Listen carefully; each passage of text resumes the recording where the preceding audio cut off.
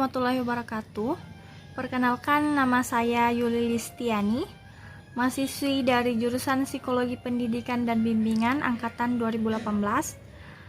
Di sini saya akan menjelaskan mengenai aspek-aspek etika dalam konseling perkawinan dan keluarga, mata kuliah BK Keluarga yang diampu oleh Ibu Suciani Latif SPD MPD. Nah, konseling bukanlah aktivitas yang netral atau bebas nilai, melainkan sebuah aktivitas profesional yang syarat akan nilai dan berorientasi pada hal-hal yang dianggap baik, cara-cara yang dianggap baik, dan seharusnya dilakukan oleh konselor untuk mencapai sesuatu yang baik itu. Nilai-nilai merupakan inti dari hubungan konseling dan tujuan konseling, baik hubungan konselor ke klien, dalam konseling untuk menangani masalah maupun untuk memodifikasi perilaku, diikat oleh sistem nilai.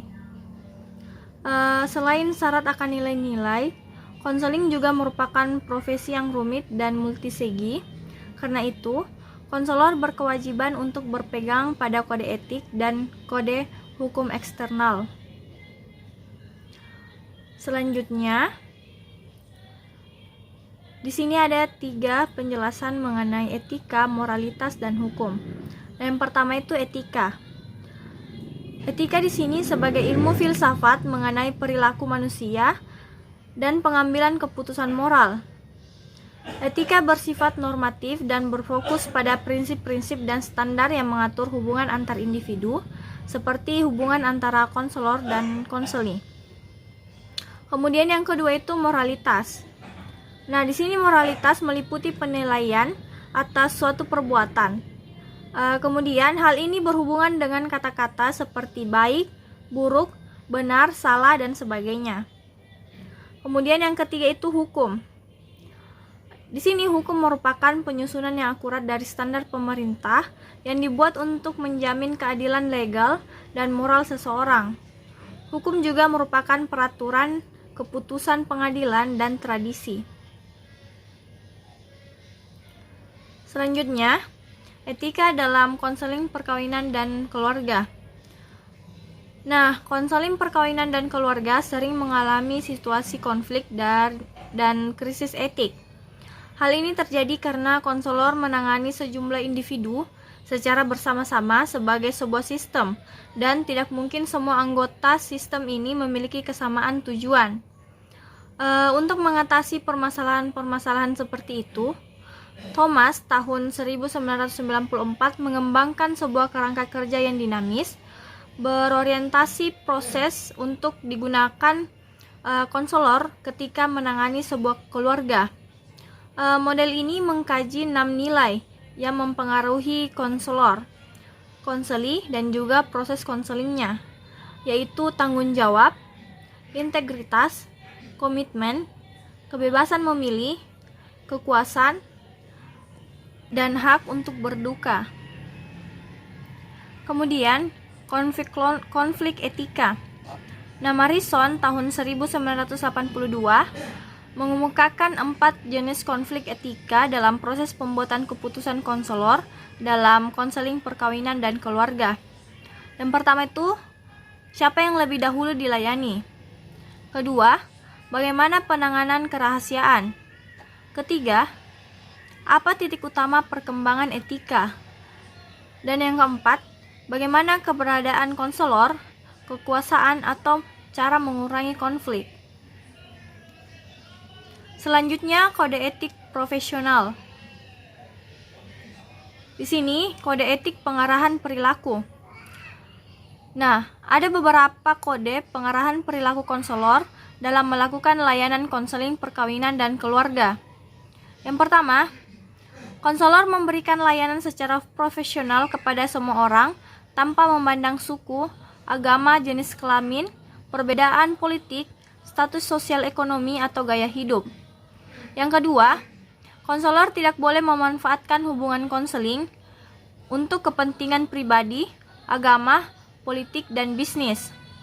Ketiga, konselor tidak diperkenankan membayar atau menerima bayaran dalam referral dan harus aktif membantu semua informasi penting dari sumber referral.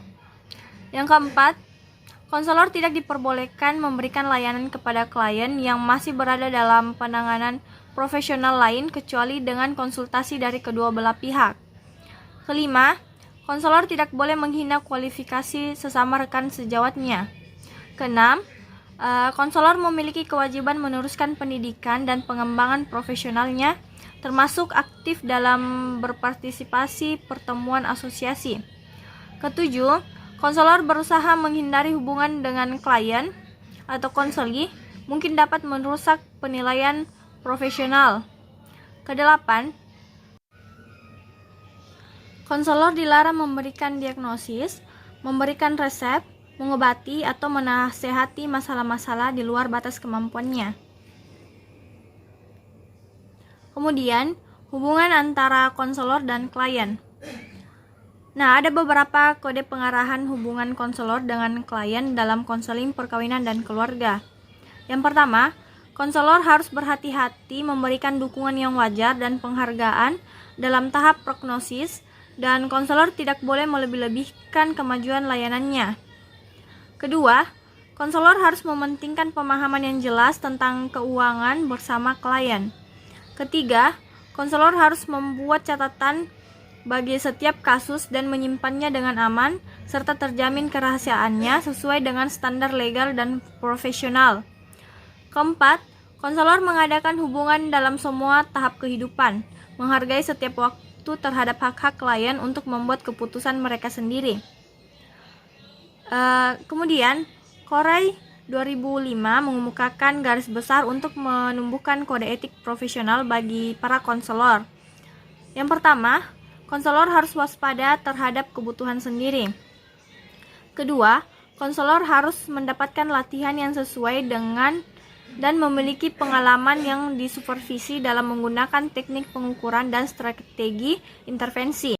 Ketiga, konselor harus waspada terhadap standar etik dalam organisasi profesional. Keempat, konselor harus memiliki kerangka teoritis tentang pengubahan perilaku yang dapat memandu pekerjaan mereka. Selanjutnya, pengambilan keputusan etik. Nah, pengambilan keputusan etik dalam layanan konseling perkawinan dan keluarga tidak selamanya mudah dilakukan. Tetapi hal ini merupakan bagian dari tugas setiap konselor perkawinan dan keluarga untuk dibutuhkan kualitas kepribadian konselor sebagai karakter, integritas, dan keluarga melakukan layanan konseling dengan standar etik pribadi yang dikembangkan sendiri tanpa berpegang pada batasan etik yang dibuat oleh asosiasi konseling profesional. Yang kemudian pengambilan keputusan etik dalam konseling perkawinan dan keluarga dapat ditingkatkan dalam berbagai cara. Satu cara terbaik ialah mengikuti kasus dan melanjutkan pendidikan yang sekarang disyaratkan dalam banyak program konseling lanjutan dan untuk memperbarui lisensi konselor profesional. Van Hoos tahun 1985 mengonsepkan perilaku etik konselor dalam 5 tingkat perkembangan yang berkesinambungan. Yang pertama, orientasi hukuman. Kedua, orientasi institusional. Ketiga, orientasi sosial. Keempat, orientasi individu. Dan kelima, orientasi prinsip. Selanjutnya, hubungan ganda. Nah, di sini hubungan ganda dalam konseling perkawinan dan keluarga terjadi apabila konselor terlibat dalam hubungan yang sama sekali berbeda dengan hubungan antara konselor dan klien. Pope tahun 1991 mengklasifikasikan 5 cara utama di mana hubungan ganda berlawanan dengan konseling yang efektif. Yang pertama, hubungan ganda mengompromikan hubungan profesional konseling berstandar pada penciptaan lingkungan yang aman secara emosional. Kemudian sebagian dihasilkan oleh konstruksi batasan profesional yang bisa dirujuk. Eksistensi hubungan ganda akan membuat batas ini kabur. Kedua, hubungan ganda menimbulkan konflik kepentingan. Konselor terlibat secara penuh untuk kliennya. Ketiga, konselor menjadi tidak bisa untuk memasuki hubungan bisnis atau hubungan non-terapi begitu saja, sebab materi personal diungkapkan dan ada kecenderungan reaksi transferen. Dan yang keempat, apabila keterampilan konselor dalam hubungan ganda setelah konseling perkawinan dan keluarga diakhiri dapat diterima, maka sangat mungkin bagi para praktisi konselor bermoral rendah menggunakan peran profesional mereka untuk membentuk hubungan yang sesuai dengan keinginan mereka. Nah, selanjutnya, bekerja sama dengan konselor yang tidak etis. Nah, Herlihy tahun 1996 menyarankan beberapa langkah dalam hal-hal yang merugikan profesionalitas. Yang pertama, konselor mengidentifikasi masalah seobjektif mungkin. Proses tersebut paling baik dilakukan dalam bentuk tertulis. Yang kedua, konselor menetapkan atau menerapkan kode etik yang berlaku pada permasalahan tersebut. Nah, pada kasus ini akan dapat muncul pedoman yang jelas seperti misalnya arah tindakan. Ketiga, konselor harus mempertimbangkan prinsip-prinsip moral dari profesi pemberian bantuan seperti perbuatan baik, keadilan, dan otonomi. Yang keempat, konsultasi dengan rekan kerja juga merupakan opsi lain. Jika tindakan diperlakukan, maka rekan kerja yang dipermasalahkan pertama-tama harus didekati secara informal. Selanjutnya, hak-hak klien dan rekaman. Nah, ada dua bentuk hak lain dari klien, yaitu tersirat dan tersurat. Kedua hak itu berhubungan dengan proses konseling. Hak klien yang tersirat adalah berhubungan dengan substansi keadilan perlakuan, dan hak klien yang tersurat berfokus pada proses keadilan perlakuan yang terkait dengan langkah-langkah yang diperlukan untuk memulai atau menuntaskan sebuah tindakan ketika aturan yang jelas dilanggar. Jumlah dan bentuk formulir dalam rekaman klien bermacam-macam sesuai dengan agensi dan praktisinya, tetapi biasanya mencakup 6 kategori dokumen. Yang pertama, identifikasi atau informasi wajib mengenai nama, alamat, nomor handphone, tanggal lahir, jenis kelamin, pekerjaan, dan sebagainya. Yang kedua itu informasi penilaian, meliputi evaluasi psikologis, latar belakang sosial atau keluarga, riwayat kesehatan, dan lain sebagainya. Yang ketiga, rencana perawatan, meliputi menjelaskan masalah, rencana tindakan, langkah-langkah yang diambil untuk mencapai perilaku yang diinginkan, dan sebagainya. Yang keempat, catatan kasus, misalnya dokumentasi perkembangan dalam setiap sesi untuk mencapai sebuah tujuan. Yang kelima, ringkasan akhir, hasil dari konseling, diagnosis akhir jika ada, rencana setelah konseling, dan lain-lainnya. Kemudian yang keenam itu data lainnya, persetujuan konselor yang ditandatangani klien, salinan surat menyurat, alasan dari intervensi klien yang tidak biasa, masalah administrasi, dan lain-lain.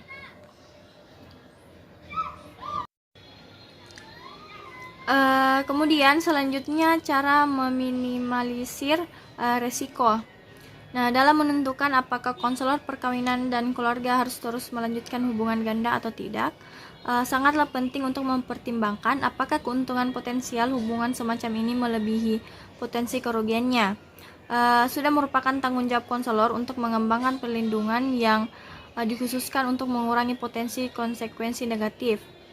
Nah, berikut ini beberapa petunjuk tentang hal tersebut.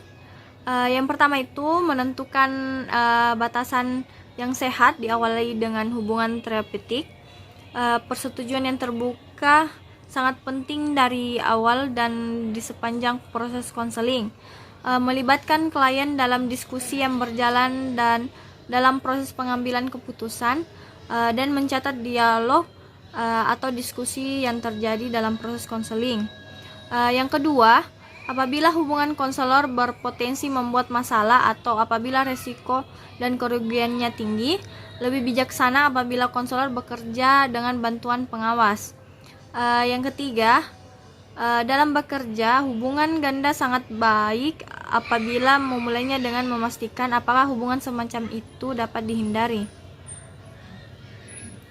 Yang keempat, salah satu cara mengatasi kemungkinan risiko pekerjaan sebagai konselor adalah dengan mengadopsi kebijakan dan menghindari total hubungan ganda. Alternatif lainnya adalah mengatasi dilema dalam setiap perkembangan proses konseling, memanfaatkan persetujuan yang telah diinformasikan terlebih dahulu, dan pada saat yang bersamaan mencari tempat konsultasi dan pengawasan untuk mengatasi masalah tersebut.